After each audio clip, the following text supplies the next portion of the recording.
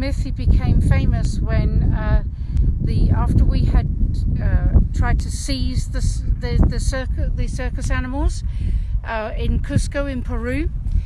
We were only given half of the animals, and they were taken away. Smith was really upset.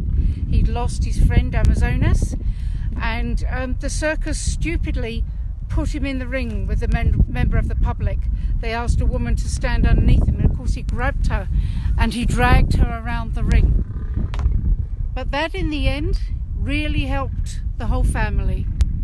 Because of Smith's actions, we were able to go back and demand that he be given to us.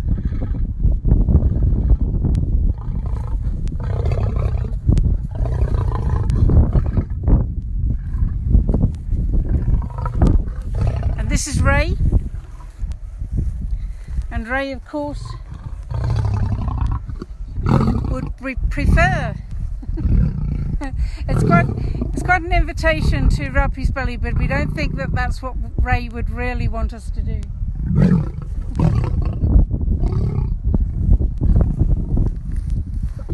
then over here,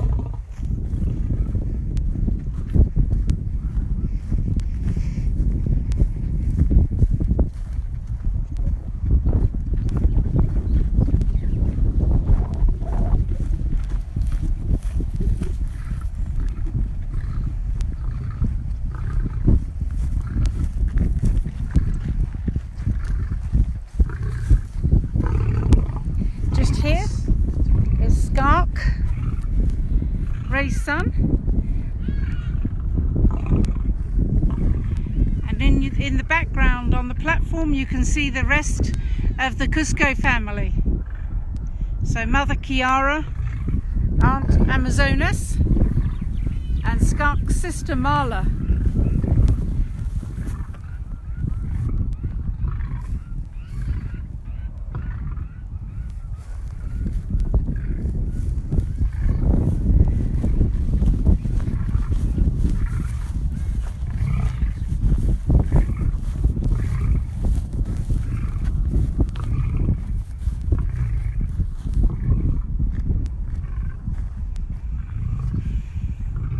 So the Cusco family,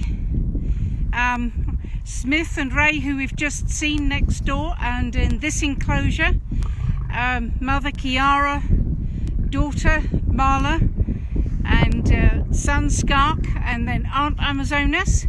They were all with a circus in Cusco in Peru, and we'd arranged with the police and the authorities to pick this group up from the circus. And it was a very aggressive seizure, because the circus brought in lots of people supposedly to fight the police, and the whole thing turned into pretty much an almost riot. So the authorities said they'd like us to take just 3 of the lions, and what happened was that the 2 babies, Skark and Marla, were left behind with Smith, and so we took them back to our temporary rescue centre, and the mother Kiara just cried all the way home. It was a 30-hour journey, and she just cried and cried. It absolutely broke your heart. And we regrouped, and we thought, well, okay, what do we do to try to get the rest of these animals? And in the meantime, the circus put Smith in the ring with a member of the public. He jumped on her, grabbed her, dragged her all around the ring, and that created such a situation for the authorities. We were able to go back and get the whole family. And now they're here together.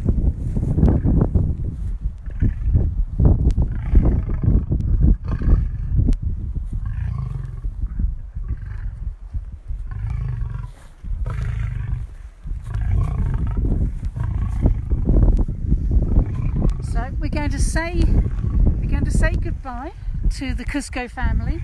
Let's take a walk around to OJ and Iron.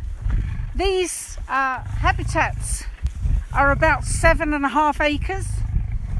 That's about 108,000 square feet. So they are very big habitats. and we're going to see now whether we can see OJ and Iron. They came from a circus in Colombia.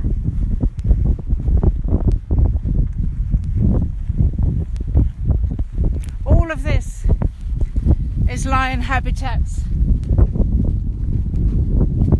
I think the one thing that we always hear from people who keep animals in captivity is they try to explain away not giving the animals enough space, and they're fond of saying that, well, if they make the space interesting and give them enrichment, they don't need so much space. But if you look at this, you can see that space is a factor in quality of life. These animals, if they want to, they can run from one place to the other. They can stretch right out. They can do whatever they like. If they want to go to a completely different part of the habitat, they go to that. If they want to come up and see us, they'll do that. This is what we call as close to freedom as we can get these animals. It's the next best thing. They can never go into the wild.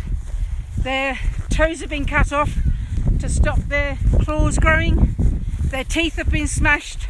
They can't feed themselves. They can't go back into the wild. This is as close as we can get them. We're still walking here, as you see. This is still Ray and Smith's habitat. And now we're approaching the habitat of OJ and Iron from Colombia. They're quite a long way off. I'm hoping you'll be able to see them. OJ is sitting on top of the platform, if you can see him there.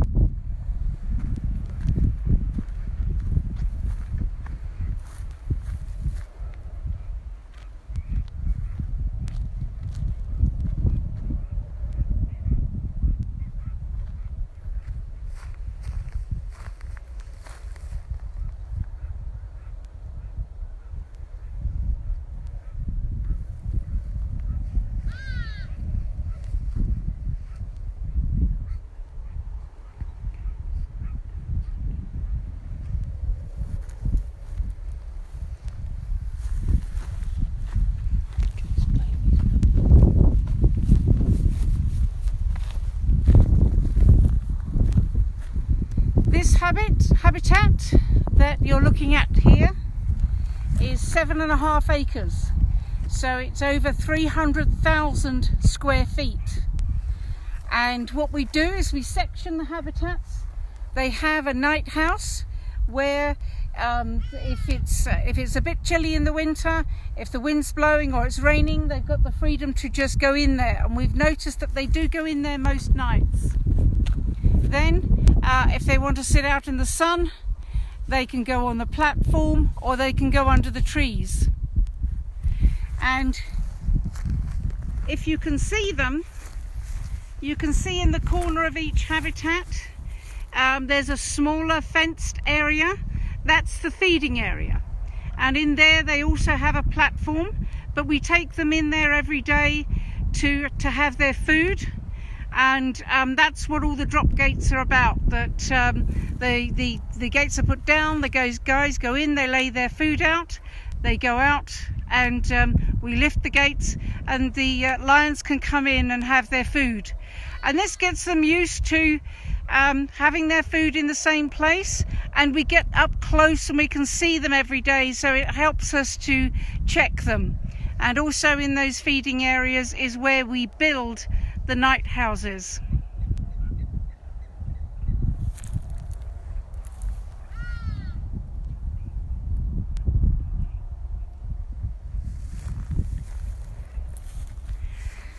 So I think everyone will agree that this is the kind of habitat these animals deserve. They're getting the kind of space that they deserve. And we've now got about 17 animals in Guatemala waiting to come here to the ADI Wildlife Sanctuary. We're building a territory for the tigers. There's a whole family of 12 going into a huge territory at a cost of about $75,000. The other lions are going into a territory next door. They're separated from each other, obviously, because we need to quarantine them for a while. But these tigers are going to each have a pool in each of their sections. We're really looking forward to you seeing what they do when they see a really big pool and they can really play to their heart's content.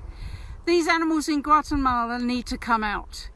We need to get them out by Christmas, and we're really hoping that everyone can support our campaign and our fundraiser to get these animals home to Africa for Christmas. Please help us. Give everything you can to get them on that flight and to get them to this sanctuary.